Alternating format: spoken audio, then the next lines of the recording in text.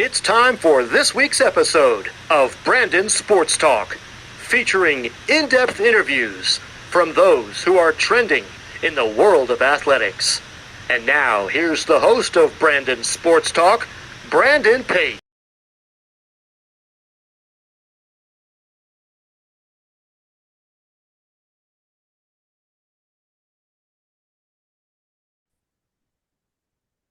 Welcome back to Brandon Sports Talk. In today's episode, I have the privilege of interviewing the George Washington head water polo coach, Coach Barry King. How are you doing today?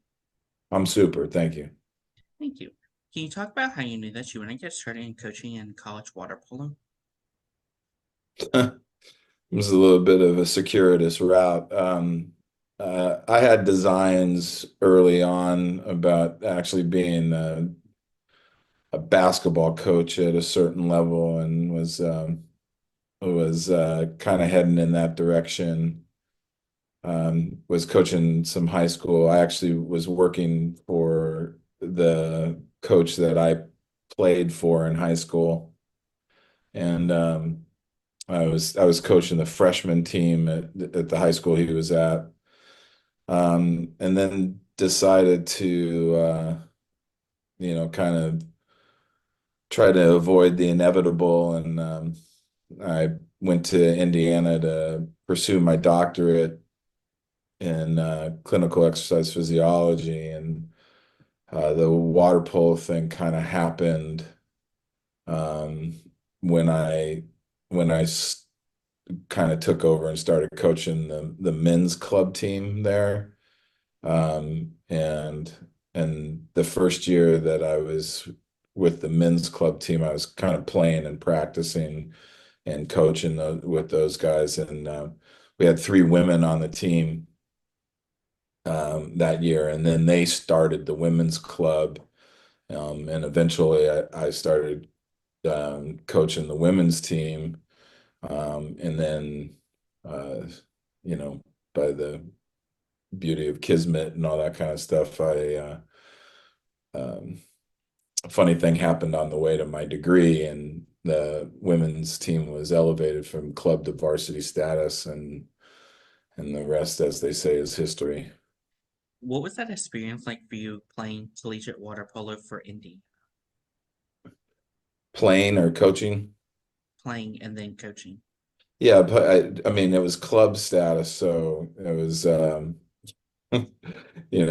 the first meeting I went to, um, the we kind of went around and introduced ourselves, and it was like I had more experience in the game than the rest of the room put together. So guess who got to be the coach, the player coach? Yeah, it was fun. It was the club level's a lot of fun, and gives a lot of people uh, access to the sport that they grew up playing and loving that they wouldn't necessarily get on the varsity level. While as a head coach for Indiana, what was it like building a powerhouse water polo program? Yeah, but I was really fortunate. One, it was a blank slate for the most part. We had had the club team together for 4 years, and I didn't have to do any of the kind of leadership day-to-day stuff. I got to walk on the deck and coach.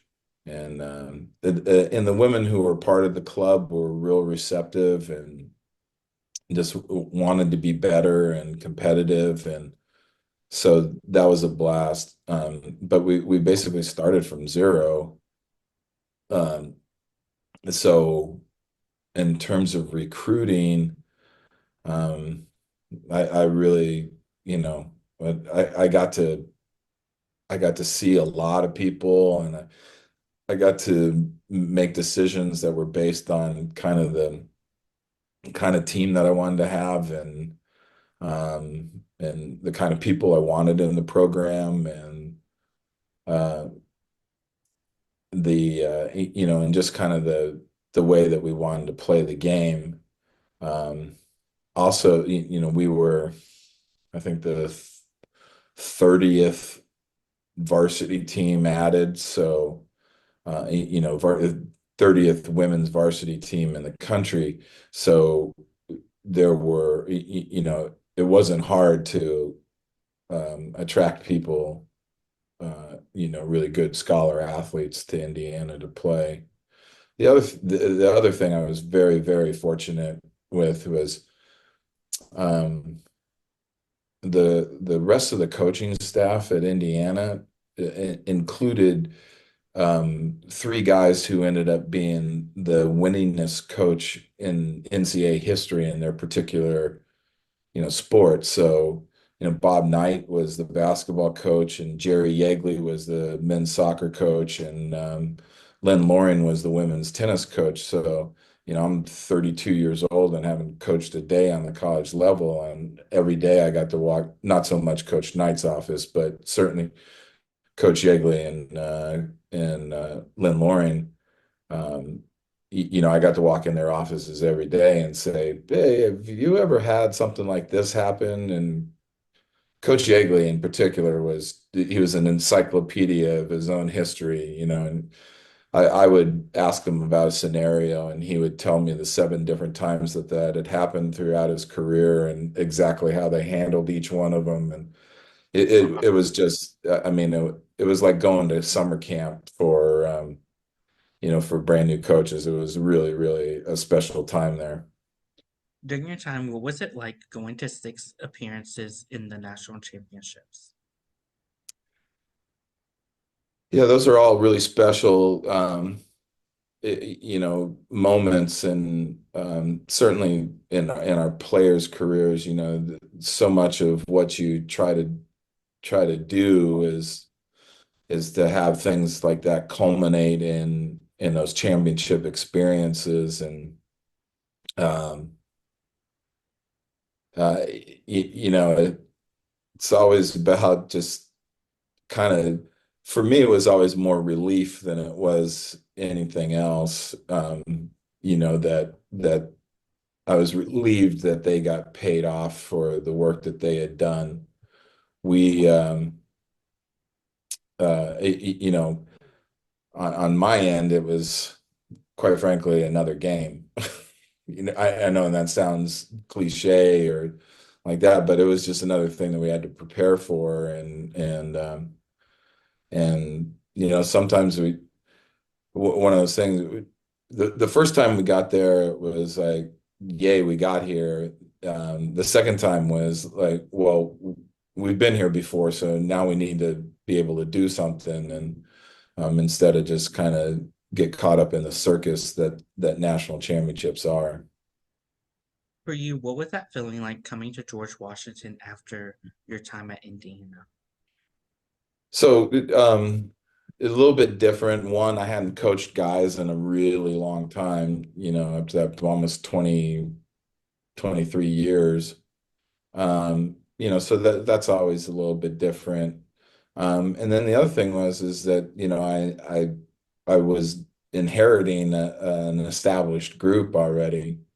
Um, and I was particularly um, fortunate. The group that I got here when I first got here on the men's side was really, really talented, really skilled.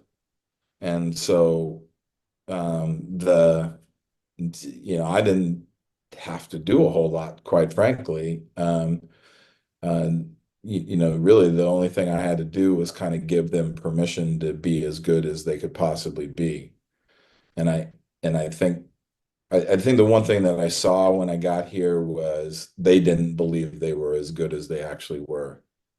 And so I spent a lot of time trying to convince them otherwise, and it seemed to have worked out the first couple of years. What was that feeling like for you the first time you came to George Washington and stepped onto the pool deck and competed? Yeah, it was fun. I hadn't kind of had that newness to that scenario in quite some time, after 19 years at Indiana, and then um, uh, suffering through my own children's athletics careers and things like that. That kind of that knot in your stomach type thing in a new situation hadn't been I hadn't felt it in quite some time. So that was fun. And our first match with the men were over at Navy against Navy actually, which had developed into somewhat of a rivalry before I got here. And and it was just fun to kind of be in that level of a game right from the get-go. For you, what does a typical game day look like as a head coach versus for your athletes?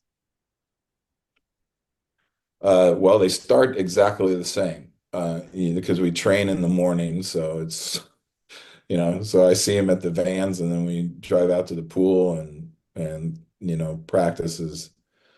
Then they go about doing their schoolwork, and I go about the process of trying to replace them next year. So, the vast majority of our job is recruiting and and things like that. So I spend pretty much the rest of the day, making sure that we are going to be able to continue this down the road at a level that is appropriate. Can you talk about, of course, the culture that you've started to build for the George Washington water polo program? We talk a lot about um, being the best teammates that we can possibly be, and and letting that be the guiding principle. Is like, when you're making decisions about something, whether it's in the pool or whether it's, out on the street or in the classroom, it's like, is what you're about to do, will that um, serve the mission of making your teammates better? Will it make the program better? And sometimes we fall short of that. In the middle of a game just last weekend, it was about as selfish of quarter of water polo that I had seen us play in some time. And sometimes we need some reminders of what it means uh, to make your teammates better and to be as good a teammate as you can possibly be. And that's that so the culture that the culture of the assist, the um the service leadership, I guess, is a kind of a catchy phrase nowadays, but that's kind of what we're shooting for. Um and the closer we approach that, the better we are as athletes and scholar athletes. Who are some of the teams in your conference that you compete against? Our conference is Navy, Bucknell, Johns Hopkins, Mount St. Mary's, Fordham, Wagner, and Mercyhurst from Erie, Pennsylvania. What is that home game atmosphere like when teams like Mercyhurst comes to home versus going to Navy and playing them away? Our home environment can be like one of the best competitive environments I've ever been in. Um, our space is pretty intimate, and we can make 300 people sound like 4,000 in a heartbeat. And so when we're really rolling and people are appreciating the way that we play, it's a lot of fun to play in our space. Some of the places that have bigger pools and bigger spaces, those can kind of get a little sterile somewhat because the crowd's kind of moved up and away from the pool, and it's not as intimate as ours. But we like we like getting on the road and beating people in their own pools, and um, Navy's no exception. Yeah, I think probably the biggest win of in the program's history was in 2018 when we beat Princeton in the NC2A championship playing game. Before we went out to Stanford, and um, that the and luckily there we had we had a pretty sizable crowd of um, of support, so it felt as much like a home game for us as it probably did for Princeton. As a head coach, what is it like coaching water polo indoors versus going to some of those teams that have outdoor pools? Right, right. Yeah, that's a great question. Um, so you eliminate some of the variables when you come inside. I mean, in terms of structure and the way you want to play the game, there's no difference. But um, I've coached some games where we're playing. You play downwind in a 20-mile-an-hour gusts half the time, and then the other half of the time you can't shoot the ball to the goal line. Um, so the elements, if they're nasty enough, can affect the game. I mean, we've played in the rain, and we played. Um, Actually, I've played in snow flurries too, which is really unusual. But in terms of preparation, you don't do anything different. The um, biggest thing is sun, um, and glare off the water, in particular for the goalkeepers. And so, really, it's my job as a coach to make sure that we're not playing at certain times. If we're playing outside, I got to do my best to make sure that we're not playing at 5 o'clock in the afternoon. Um, there's a lot. California, for some reason, in the 70s and the 80s, decided to build a lot of pools east-west, so that their water polo courses ran east-west, and there's, invariably uh, a goalkeeper that's staring straight into the sun. So we try to avoid that as much as possible. As a head coach, what is it like adapting your players to those different time zones when traveling to the East Coast or to the West Coast of playing teams like Stanford? Yeah, I don't have to do that too much, simply because, half my squad's from California anyway. Most of these guys have come from scenarios where they've played outdoors, and probably grew up playing outdoors. The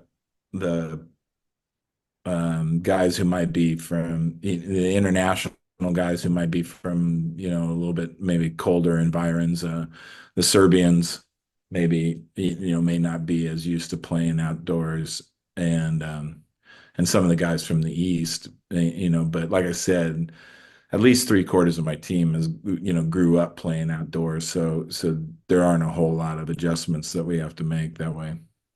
What does that recruitment process look like for those prospective student athletes? And as a head coach, what do you look at in those prospective student athletes? Yeah, so we get asked that question all the time when kids approach us, and it's always like, what are you looking for in a player? And um, I probably had 17,000 different snarky answers for it, but what it really comes down to is, um, again, back to kind of the culture that we're trying to build and sustain here, is like, when I watch you play, do you make your teammates better? And there isn't a whole lot of putting numbers on it. Water polo, it's a little bit tougher to evaluate than, say, swimming or track and field, where you've got a stopwatch on things, and it could be easy to rely on some of the more overt statistics, goals scored and assists and things like that. Um, but a lot of times people are, people are scoring goals because their teammates put them in the position to do that. And um, for most part, I'm interested in the guy who puts their teammate in the position to complete the play, more than the guy that actually, scores a goal from 3 meters. There's a lot of times that people are scoring goals that you would expect them to be able to, anybody on a certain level should be scoring that goal. Um, so it's the second level kid that assisted in that and got people to the right position and kind of displayed the game knowledge to make sure that the ball was in the correct place or they created the space for somebody else. And so that's usually what I'm looking for. That was one of the things that I noticed when I got here also, is that we were a team full of dudes who were kind of mad they weren't someplace else. And I'm attracted to scholar athletes that say they want to be here, and have a reason for being here, other than just the level of water polo, you know.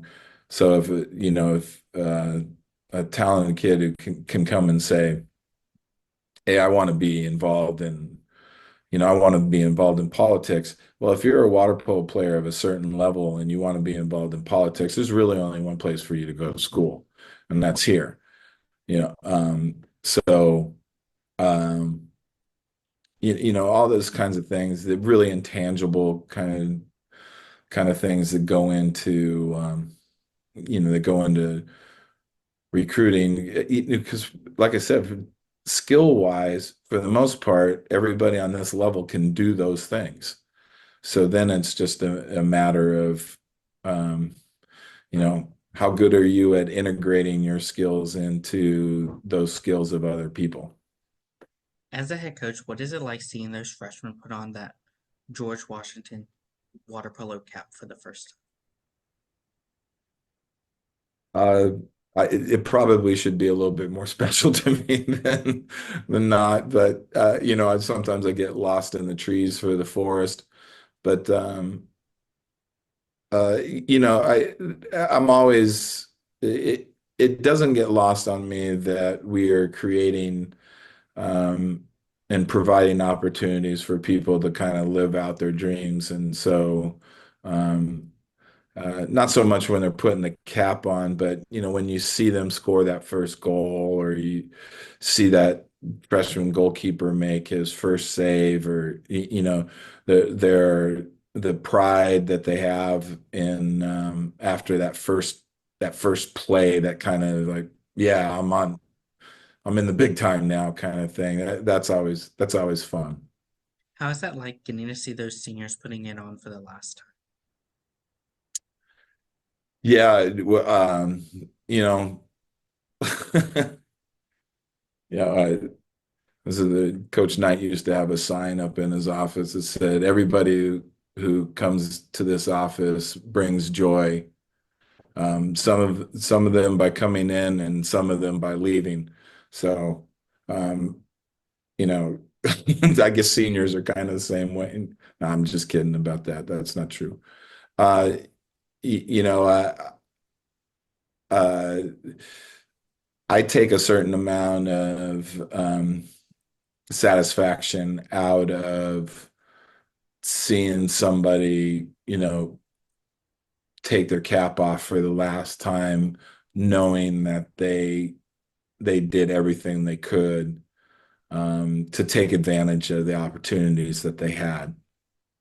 What And some people really do a fantastic job of that, and some people need a little bit of coaxing to get there. But our job is to make sure that at the end of the day that um, we gave them the opportunities to take advantage of those things. What are some of your future plans for the George Washington water polo program moving forward? Winning, we want to win, uh, as much as possible, but in a manner that creates good citizens and capable adults, so that this game and collegiate sports can continue and to create opportunities for future generations. That sounds kind of high and mighty, but that's really what we're about. We're just trying to make sure that people get to continue to have these opportunities to really enhance the educational process. What advice would you give those incoming freshmen entering their first year of college water polo? Wow. Be open, listen, um, uh, and and hang on to all of the reason, know why you're doing it. Um, I see too many people kind of get lost in the process and, the, I don't know, the perceived inevitability, right? I'm a player of a certain level in high school, so of course I'm going to go play in college, and then but they don't know why they're doing it, right? And a lot of times they'll lose the joy of participation for some of the somewhat overwhelming kind of demands on your time. Um, so listen and remember what brings you joy in doing the whole thing. What advice would you give those college water polo seniors looking to go compete on the professional level or even getting into coaching afterwards? Yeah, it's really similar advice that I would give to juniors and seniors in high school. It's like, do you want to play? And if you want to play, there are places for you to play, right? But if you only want to play in the honor division in Spain, or you only want to play in Serie A in Italy, those opportunities are not few and far between, you know. But Italy plays five different levels of, what one would call professional water polo. Um, but there's masters in the States, and Australia has kind of a semi-professional national league. There are places to play, and there are ways for exploit's probably the wrong word, but to exploit your water polo knowledge and talent into exploring new cultures um, and having some fun for a few years. Um, but you can also do it here and in masters and club stuff. The other thing that I really try to get across to the guys who are graduating is, playing isn't the only way to stay involved in the game. Um, Water polo, just like any other sport in America, is there is such a great dearth of officials. I mean, I think coming out of COVID, the National Foundation for High School Sports, um, reported losing like 150,000 officials across all sports. And it's like, well, if we don't have officials, we don't get to play the games anymore. And so I talk to my guys all the time about when you graduate, you stay in touch with the sport, either through coaching or in particular officiating. What advice would you give those future coaches that are looking to get started in coaching in college water polo as head coaches or even assistant coaches? Yeah, I wouldn't do it like I did it. But uh, uh, you know, uh, my first bit of advice for people who are trying to get to a certain level coaching wise is know what you believe in terms of coaching, right? And that's not just the X's and O's. It's have a good handle on what you believe is appropriate for winning, for success at whatever level you're trying to be in, right? Because the quickest way to lose a team or to or actually not even want to do it anymore is to venture away from what your core beliefs are, about the way the game's played, about the way a team is structured, about behavior, about X, Y, and Z. Um, so know who you are and what you believe about your situation. The next thing is reach out, connect, um, you know, talk to uh, talk to your colleagues all the time. Um, we there's a group of us that kind of came up at the same time that we're on text threads and stuff like that. That didn't mainly because there weren't text threads prior to this, but um, the guys that we played for didn't necessarily have those kinds of relationships with their colleagues, and so when I need an assistant coach or I need a graduate assistant, the first people I go to are, um, you know, Louis at Navy and Teddy at Harvard, and so because I know that I know the kind of people that they surround themselves with, and I know that that's the kind of person that those kind of people are the ones that I want to have around my program too. So, establish that network and build those connections. That's the quickest way to kind of insert yourself um, into the mix. That's great advice. Where can my listeners find you on social media along with the program? The GW Instagram and X. That begs the question: when's the moratorium for saying X used to be Twitter? I think So the GW water polo accounts that are um, on those two, um, yeah, that's pretty much it. Thank you again, Coach Barry King, for your interview, and best luck in your future as the head water polo coach at George Washington. Thank you, Brandon. You can find Brandon Sports Talk on Instagram at Brandon Sports Talk, Twitter at Talk_Brandon, and you can find me on YouTube at Brandon Sports Talk. Don't forget to like, comment, and subscribe. Thank you again, Coach Barry King, for your interview, and best luck in your future. You've been watching Brandon Sports Talk. Please feel free to like, share, and subscribe to Brandon Sports Talk on social media and on YouTube.